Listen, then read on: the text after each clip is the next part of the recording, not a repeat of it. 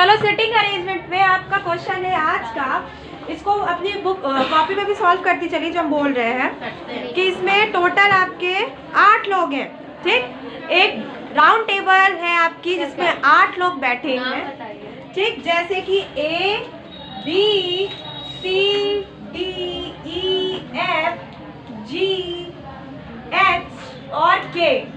ये 8 है। 1 2 3 4 5 6 7 8 9 है टोटल, ठीक। इतने लोग बैठे हैं एक राउंड टेबल में।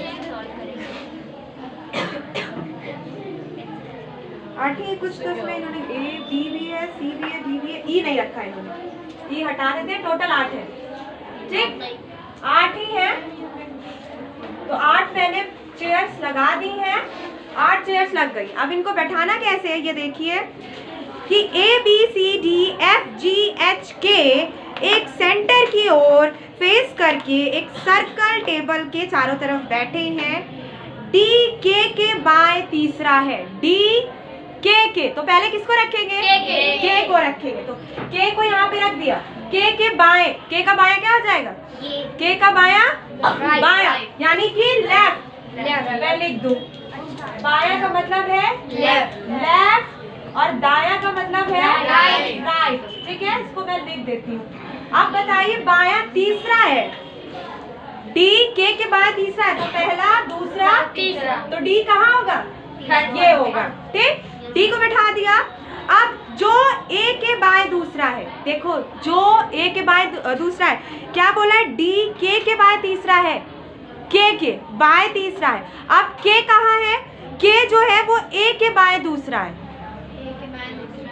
देखो जब जो आए ये है, अब ये आया है थोड़ा डिफिकल्ट, जो आपको बहुत ध्यान से समझना है। क्वेश्चन एकदम आराम से पढ़ लो, कोई स्पीड नहीं है। पहले है D A के बाएं तीसरा है, D K के बाएं तीसरा है, तो पहले K को रख लिया, फिर उसके बाद D को रख लिया। अब कहा गया है जो यानी कि K की बात हो रही है। पहले तो K को ही रिप्रेजेंट करते हुए बताया गया ना, D बैठा है। अब K को ही बताया जा रहा है जो A के बाएं दूसरा है, तो A को यहाँ पे रखेंगे तभी तो उसके बाएं ये पहला दूसरा हो गया, फर्स्ट एंड सेकेंड लेफ्ट में हो गया। दूसरा है F A के दाएं दूसरा है, F A के दाएं किधर होगा बताओ? F जो है वो A के दाएं दूसरा है, F को वहां पे रख दिया। अब देखो और दूसरा है G के बाएं तीसरा है, F A के दाएं दूसरा है, F जो है वो A के दाएं दूसरा है और G के बाएं तीसरा है। G के बाएं तो पहला दूसरा तीसरा, तो G कुछ यहाँ पे होना चाहिए तभी तो F यहाँ पे तीसरा आएगा। पहला दूसरा तीसरा, बाएं इसके तीसरा हो गया। अब B D तथा F के पास नहीं बैठा है, B जो है वो D और F के पास नहीं है, तो D और ये F है, तो B ना यहाँ पे होगा ना यहाँ पे होगा, तो क्या बचा? तो B बचा है ना, B यहाँ पे बैठ जाएगा, ठीक। B D और F के पास नहीं बैठा है। अब देखो इन्होंने सबको तो बैठा दिया है लेकिन 2 छोड़ दिए। क्या छोड़ा है बताओ? क्या छोड़ा है? H और C छोड़ा है। तो देखो यहाँ पे H भी हो सकता है और C भी, यहाँ पे H भी हो सकता है C भी। ऐसे भी आप नहीं ये मत सोचो कि 2 है तो आपने खुद ही उठा के रख दिया। अगर वो क्वेश्चन में नहीं कहते हैं तो हमको नहीं रखना है। हम ऐसे करके दोनों को मान सकते हैं कि यहाँ पे H भी हो सकता है और C भी हो सकता है, लेकिन वो फिर ये क्वेश्चन आपको देंगे नहीं। उन्होंने ऐसे सॉल्व तो करवा दिया लेकिन आगे जब क्वेश्चन देंगे तो ये क्वेश्चन नहीं देंगे, क्योंकि यहाँ पे क्या हो जाएगी?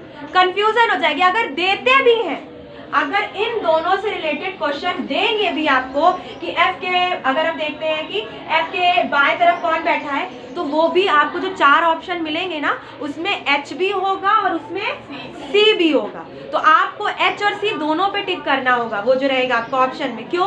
क्योंकि आपको पता नहीं है कि कौन बैठा। तो इस हाल में क्वेश्चन बिल्कुल गलत नहीं होगा, ना आपने सॉल्व गलत किया। ये मत सोचना कि आपने सॉल्व गलत किया, सॉल्व आपका बिल्कुल सही है।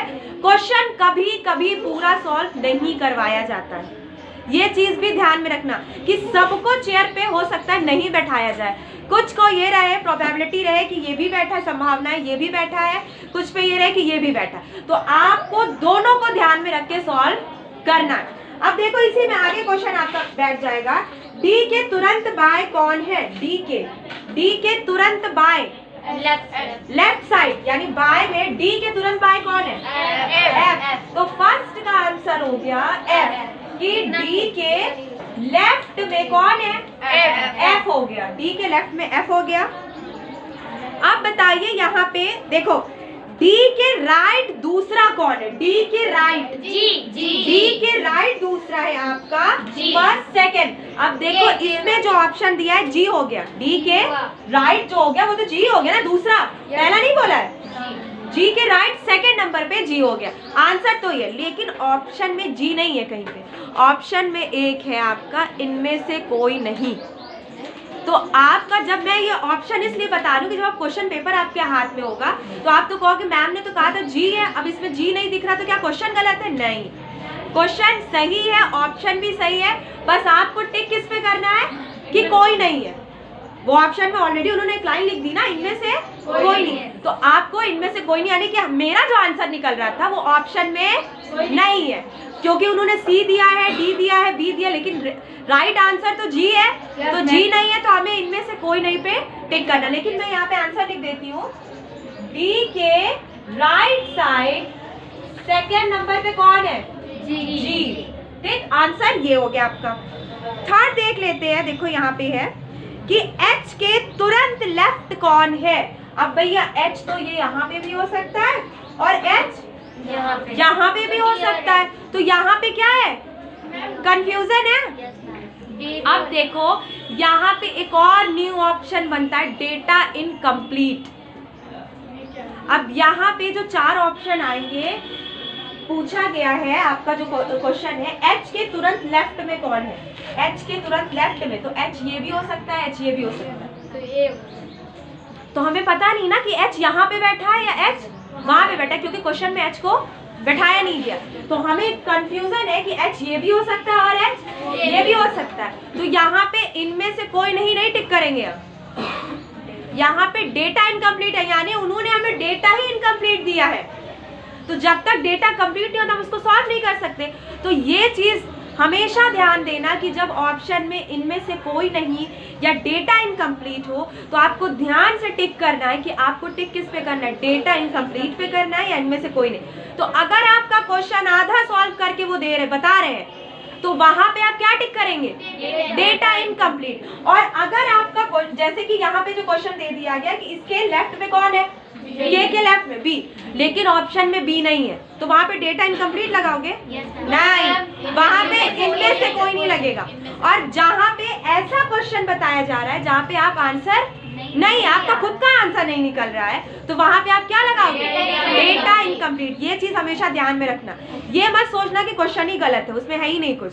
ये दो चीज से भी मार्क्स कट दें। अगर आपने इनमें से कोई नहीं लगा दिया और राइट आंसर डेटा इनकम्प्लीट है तो भी आपके नंबर कट जाएंगे। ठीक है, तो ये चीज आप ध्यान देंगे, इसीलिए मैंने इस तरह का क्वेश्चन आज सॉल्व करवाया आपके। अब देखो यहाँ पे पूछा गया है बी के दाएं तीसरा कौन है? बी के राइट साइड, बी के राइट साइड तीसरा कौन है? बी के राइट साइड बी के, ये बी है, बी के राइट साइड पहला, दूसरा, तीसरा। तो बी के राइट साइड थर्ड नंबर पे है आपका एफ। ठीक, तो ये चार सॉल्व हो गए हमारे। लास्ट बचा है, देखो यहाँ पे बोला गया है कि कुछ जोड़े यानी कपल्स हैं, जोड़े में दूसरा व्यक्ति पहले के तुरंत दाएं बैठा। देखो यहाँ पे कुछ जोड़े दिए गए, ये एक जोड़ा हो गया, पास पास बैठे हैं, ये यहाँ पे बैठे हैं। तो अब बोला गया है के बी किसके सामने बैठा है बताओ? डी और एफ के। अब देखो के बी डी और एफ के सामने बैठा है, इसको ये चीज भी ध्यान रखना। ऑप्शन में क्या दे देंगे ना, जैसे दे देंगे एफ डी के सामने बैठा है या डी एफ के सामने बैठा है या ए एफ के सामने बैठा है, तो ये तो सही है, ये दोनों सही है, तुम्हें ये दोनों सही लगेगा। लेकिन एग्जैक्टली सही कौन सा है? डी एफ के, एफ डी नहीं, उल्टा थोड़ी नहीं है। पूछा गया है के बी किसके सामने बैठा है, तो राइट आंसर होगा डी और एफ के। तो आंसर आ गया आपका कि किसके सामने बैठा है के बी, डी और एफ के। सॉल्व हो गया। कौन नेक्स्ट सॉल्व करेगा? अदीबा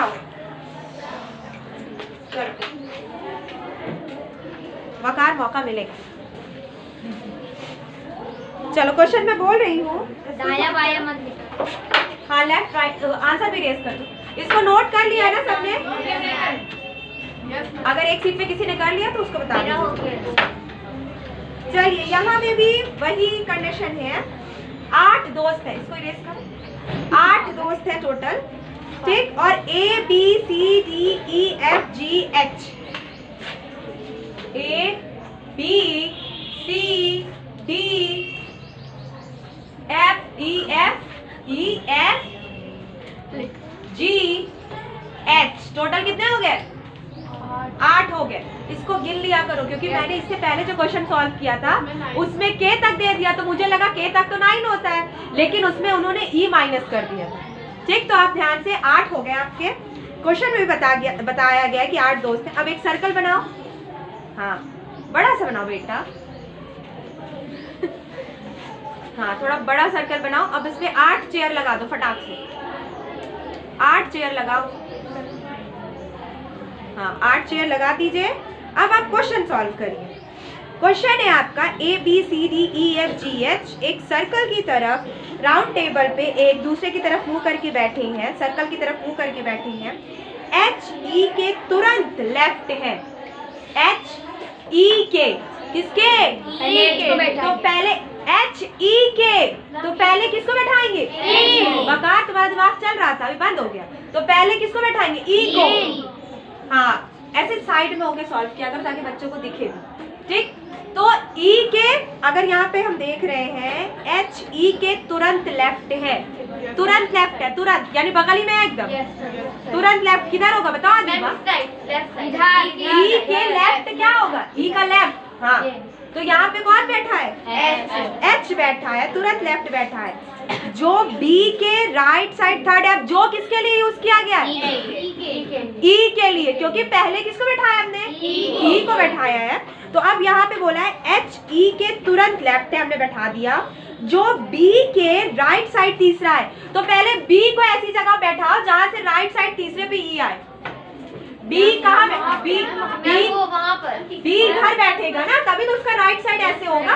तो पहला दूसरा तीसरा, बड़ा सा B लिखो बेटा, समझ में नहीं आ रहा, ठीक है। B यहाँ पे हो गया, जो B के राइट साइड थर्ड पे है। ये पहले देख लेना कि राइट बोला गया कि लेफ्ट बोला गया, राइट साइड थर्ड पे है।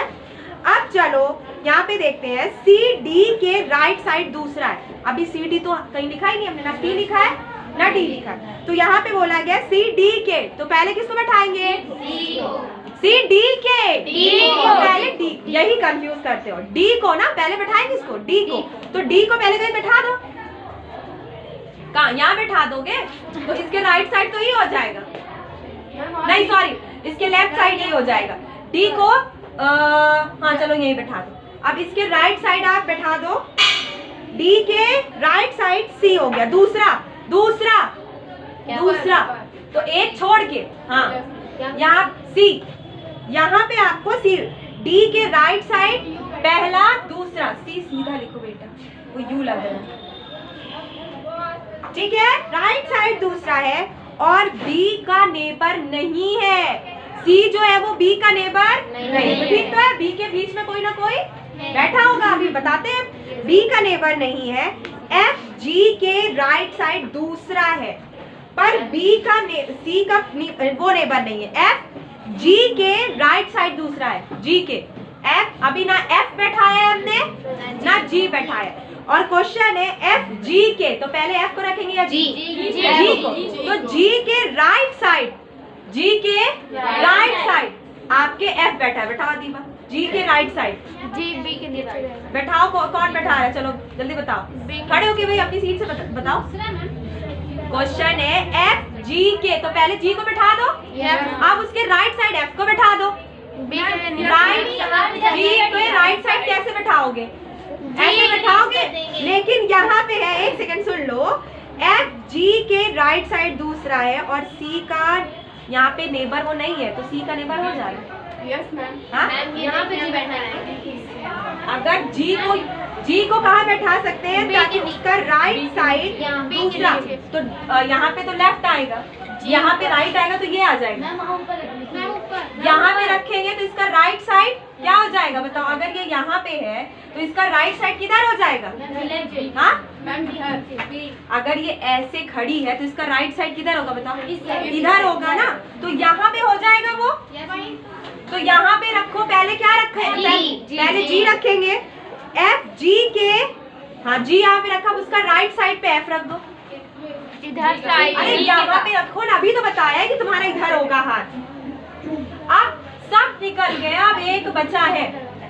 Yes ma'am. ला एक कौन बचा है? ए बचा, ए को वहां पे रख दो। अब देखो मैं क्वेश्चन फिर से रिपीट कर रही हूँ और बिल्कुल वैसे ही आ रहा है कि नहीं आ रहा है, देखते जाना। 8 दोस्त हैं, सब एक तरफ सेंटर की तरफ मुंह करके बैठे हैं। एच ई के तुरंत लेफ्ट है, एच ई के लेफ्ट है तुरंत, यस मैम। ठीक है तुरंत लेफ्ट है। जो बी के राइट साइड तीसरा है, जो यानी ई के राइट साइड तीसरा है कौन? सी, ठीक है ये बैठ गया आपका। अब देखते हैं आपका आगे है, सी डी के राइट साइड दूसरा है, सी डी के राइट साइड दूसरा है, ये डी है ना, सी के डी जो है वो सी के राइट साइड दूसरा है, यानी डी जो है वो सी के राइट साइड दूसरा है। अब आगे देख लेते हैं कि सी डी के राइट साइड दूसरा है, बी का पड़ोसी नहीं है, यानी बी के बगल में नहीं बैठा, तो बी के बगल में तो बैठा ही नहीं, कोई सवाल ही नहीं, बी तो इधर बैठा है, बी के बगल में नहीं है। एफ जी के राइट साइड दूसरा है, तो जी के राइट साइड एफ हो गया, ये बैठा दिया हमने, राइट साइड दूसरा है। और जो सी का नेबर नहीं है, तो यहाँ पे तो सी की कोई बात ही नहीं, सी तो यहाँ पे हो गया है, तो आंसर सही है। आ गया हमारा, ये सॉल्व हो गया। ठीक, अब इसके जो क्वेश्चंस अगर आपने एक बार इसको सॉल्व कर लिया तो सारे क्वेश्चन भी आपके ऑटोमेटिक सॉल्व होते जाएंगे। सबसे मसला ये होता है इसको सॉल्व करना, और इससे 5 क्वेश्चन कम से कम बनते हैं, जो भी मैंने सॉल्व करवाए थे एक राउंड टेबल से।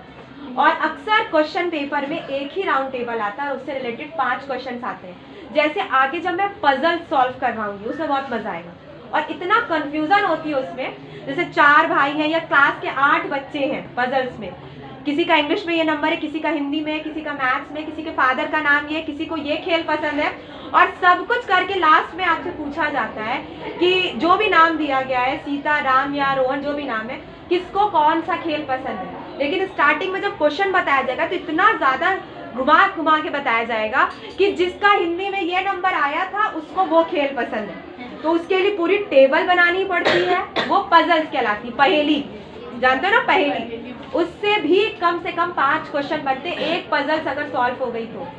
ठीक है, समझ में आया? चलो तो आज आपका ये यहाँ पे खत्म हो गया। कर दे।